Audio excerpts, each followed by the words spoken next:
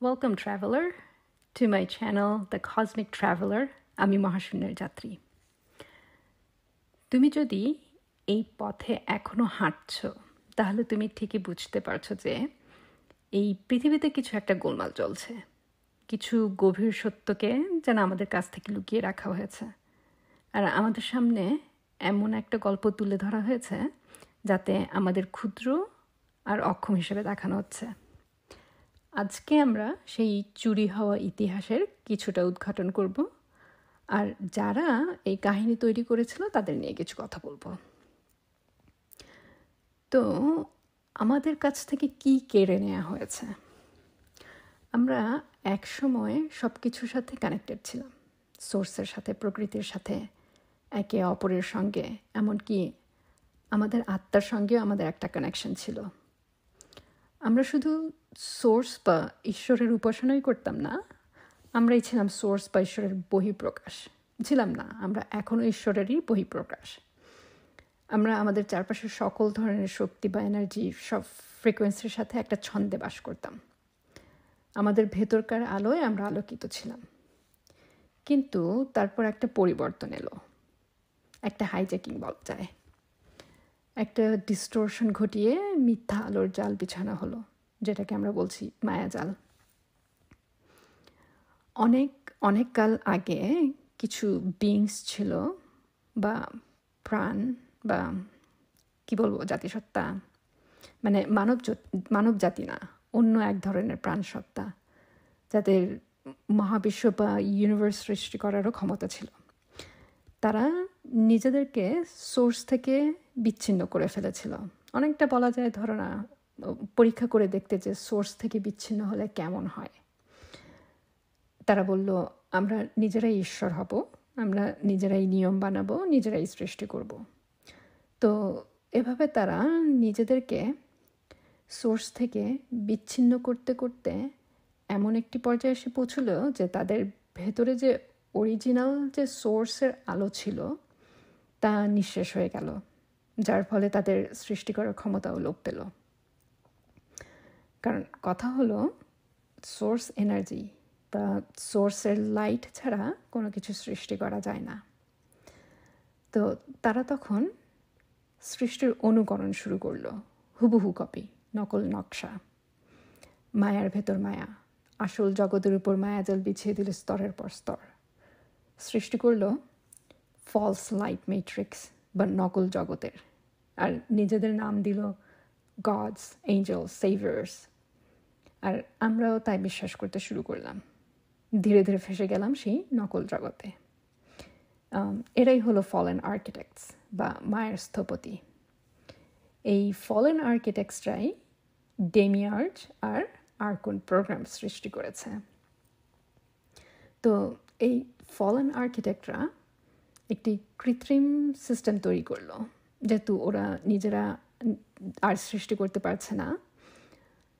আর এই সিস্টেমের কেন্দ্রে তৈরি করলো একটি ফলস ক্রিয়েটর ফিল্ড, যা সোর্সের সৃষ্টিকে নকল করে।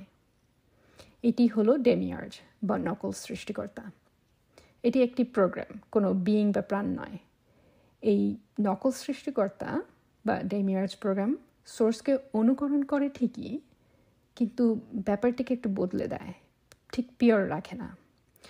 যেমন ধরো, ভালোবাসার মধ্যে শর্ত আর নিয়ন্ত্রণ ঢুকিয়ে দিল।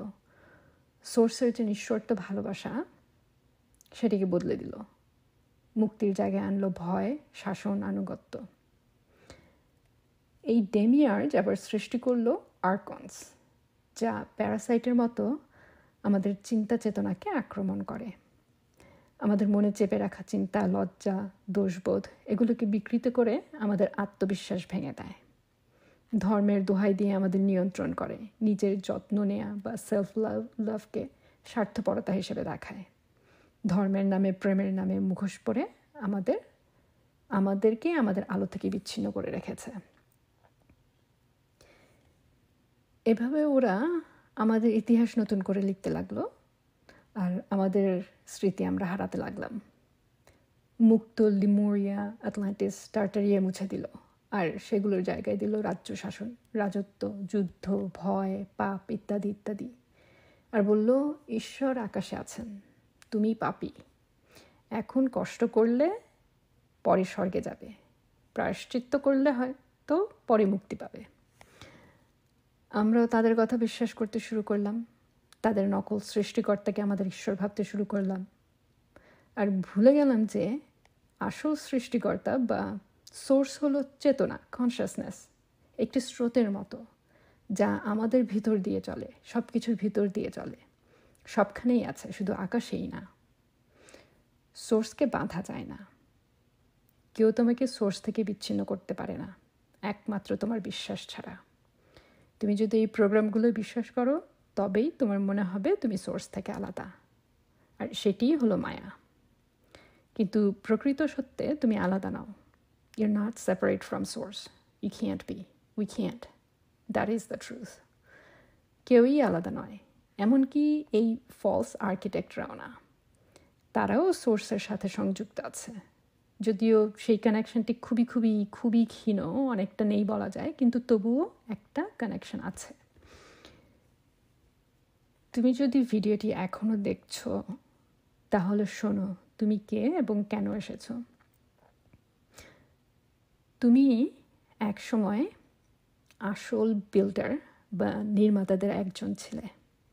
সেই সেপারেশনের আগে, মায়াজাল আর ডিস্টরশনের আগে তুমি ছিলে এই জগতের নির্মাতা।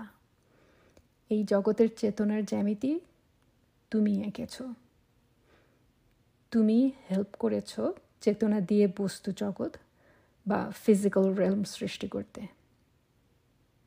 তুমি এগুলো সব ক্রিয়েট করেছ সোর্সের সাথে মিলে, সোর্সের সহস্রষ্টা হিসেবে। এখন তুমি আবার ফিরে এসেছো এই সময়ে, এই পুরনো মেমোরিগুলো ফিরিয়ে এনে পৃথিবীকে আবার সেই স্বর্গে ফিরিয়ে নিয়ে যেতে। যেই মুহূর্তে তুমি রিয়েলাইজ করো এই ফলস আর্কিটেক্টদের বিকৃত বিশ্বাসগুলো তোমার নয়, এগুলো ভুল, এগুলো মায়া, ঠিক তখনই তাদের প্রোগ্রাম আর কোডগুলো দুর্বল হয়ে পড়ে। তোমাকে লড়াই করতে হবে না, শুধু মায়া যে মায়া, সত্য না, সেটুকু উপলব্ধি করা মাত্রই এই মায়াজাল খসে পড়বে। আর আলোর পতন তোমার দোষে হয়নি। যারা নিজেদের গডস বলে দাবি করেছিল, তারাই হলো এই বিভ্রান্তির নির্মাতা। কিন্তু এখন আলো আবারও ফিরে আসছে, আকাশ থেকে নয়, অন্য কোনো গ্রহ থেকেও নয়। এই আলো ফিরছে তোমার ভেতর থেকে। তো আজ এই পর্যন্ত রইল ট্রাভেলার, আবারও দেখা হবে নেক্সট যাত্রায়। ভালো থেকো, পিস।